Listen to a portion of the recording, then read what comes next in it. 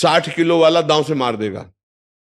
100 kilo वजन वाले को अगर दांव का खिलाड़ी है तो 60 किलो उसका वजन है, लेकिन 100 किलो वाले को मार देगा। तो यद्यपि मन बहुत बलवान है, लेकिन आपका भजन बल और आपका विवेक बल उससे बचा लेगा। नहीं, मार देगा, बड़े बड़ों को मार देता है। मन को चेला बनाए वही गुरु। सब मन के चेला होते हैं, कोई बिरला ऐसा होता है जो मन को चेला बना ले। नहीं, मनई के सब चेला होते हैं, आप पक्की बात समझ लेना। जगत गुरु वही जो मन को चेला बना ले, मन को अधीन कर ले। मन मारिया तन बस में कीना, हुआ भरम सब दूर, बाहर से कछ दिखत लाई अंदर चमके नूर। आपो त्याग जगत में बैठे नहीं किसी से काम, उनमें तो कछु अंतर नाई संत का हो चाहे राम। अब मन को मारना बड़ा कठिन है। मन कह रहा है ये देखूंगा, अब नहीं देखूं, वो अंदर ही अंदर दिखा रहा है, अब ललचवा रहा है। और अगर नहीं बोले तो जला रहा है। अब उस जलन को सह जाओ तो जीत जाओगे। यम ही न व्यथ्यंते ते पुरुषम पुरुषर्षभ सम दुखा सुखा धीरम स्वमृतत्वाय कल्पते। जो ऐसी जलन को, ऐसी व्यथा को राधा राधा राधा राधा सह गया, वो परम पद का अधिकारी। पर सहना बहुत कठिन है। गुस्सा आ जाए और सह जाए, काम आ जाए और सह जाए, मोह आ जाए सह जाए, ये भगवान का भजन करने वाला सत्संगी सह सकता है, अन्यथा नहीं सह सकता। पक्का। बिना मतलब हमको गाली दे रहा, बिना मतलब हमको छेड़ रहा, एक बार दो बार, गुस्सा रोक पाना बहुत कठिन है। ऐसे ही एक बार दो बार तीन बार चार बार, बार बार मन जा रहा तो होगा, एक बार देख लेते हैं, शांति हो जाएगी मन की। इसी में हम सब फंस गए है कि दो चीज से ये प्रभावित करता है। पहला कि सुख बुद्धि दिखाता है और दूसरा व्यथा प्रतीत करता है। तो गुरुदेव, हर दिन गुरुदेव हम इस पे प्रयास करते हैं, फिर रात में सोने के पहले फिर से पूरे दिनचर्या को देखना, चेक करना, फिर उसमें कहीं जहां त्रुटि हुई फिर सही करना। लेकिन ये बार बार उस समय गुरुदेव जैसे क्रोध आया हमको, तो किसी पे करके बाद में हमको ये समझ में आता है, उस समय ये भुलवा, मतलब एकदम से भुलवा देता है। हाँ, ये अभ्यास की कमजोरी है।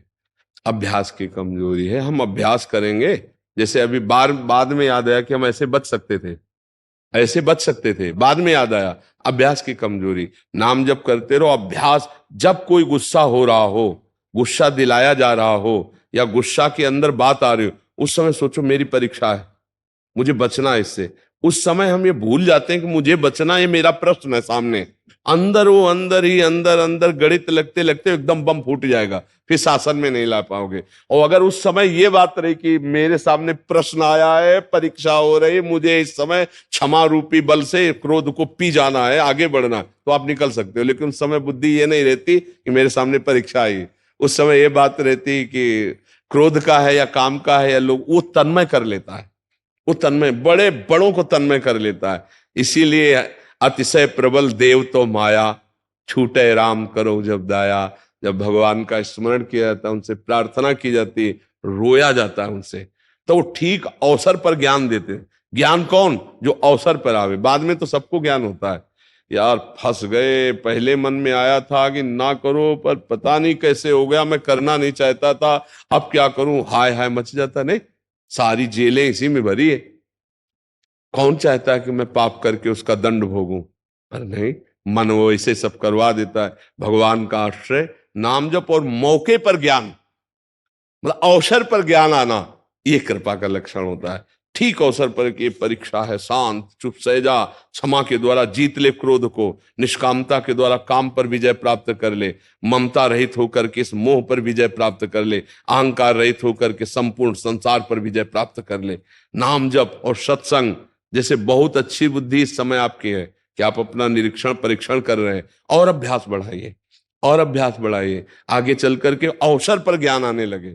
जब काम का अवसर आए तब ज्ञान आ जाए, जब क्रोध का अवसर आए तब ज्ञान आ जाए कि मुझे बचना है। ये ज्ञान तो सबको बाद में आता है कि गलत कर लिया।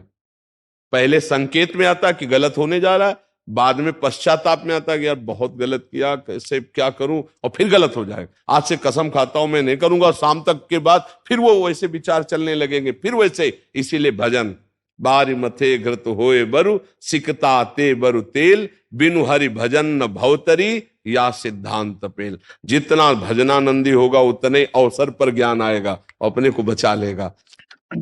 अभिषेक कुमार जी छत्तीसगढ़ से। राधे राधे महाराज जी।